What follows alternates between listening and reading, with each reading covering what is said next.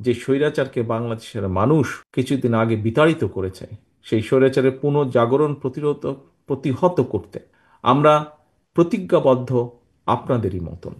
বিশেষভাবে একটি বিষয় বোধহয় এখানে কয়েকজন বক্তা উল্লেখ করেছেন, আমিও আপনাদের সাথে একইভাবে বলতে চাই যে এই দেশকে কোনো চরমপন্থা বা মৌলবাদের অভয়ারণ্য যেন কোনোদিন পরিণত হতে না পারে, সেটিও কিন্তু আমাদের প্রত্যাশা, সেটিও আমাদের লক্ষ্য। আমাদের সাথে হয়তো আপনাদের সকলের আদর্শিক অবস্থান এক নাও হতে পারে, মানে পলিটিক্যাল আইডিওলজি এক নাও হতে পারে, কিন্তু এটি কিন্তু কোনো সমস্যার বিষয় না। এটিকে ভিন্নভাবে হয়তো কেউ বলেছেন এখানে কোনো বক্তা, বাট খুব সংক্ষেপে যদি বলতে হয়, এটি কোনো সমস্যা না। এটিকে কেউ দয়া করে সমস্যা হিসাবে দেখবেন না।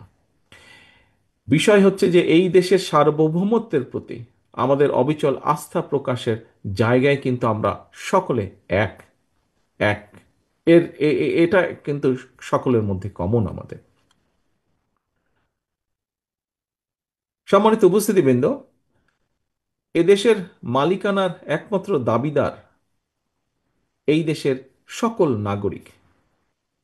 এই সত্যটাকে যদি আমরা প্রতিষ্ঠিত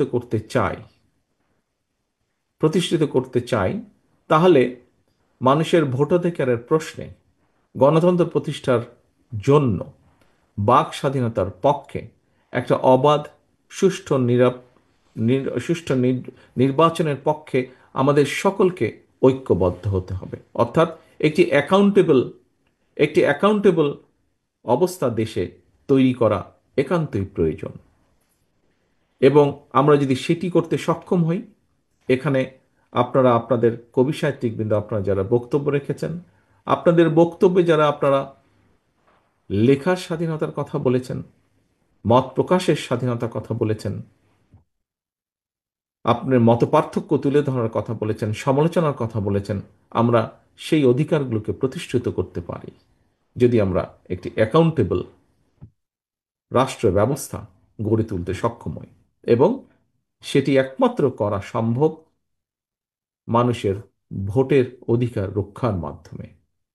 সম্মানিত উপস্থিতিবৃন্দ, সম্মানিত সভাপতি, দেশের সার্বভৌমত্ব রক্ষায় সকল শহীদের রক্তের দায় পরিশোধের সময় এসেছে আজ। এই দেশের একজন কৃতজ্ঞ সন্তান হিসাবে আজ এই সুন্দর অনুষ্ঠানে আপনাদের, আমাদের আমাদের সকলের কণ্ঠে ঐক্যের প্রতিধ্বনি উচ্চারিত হোক।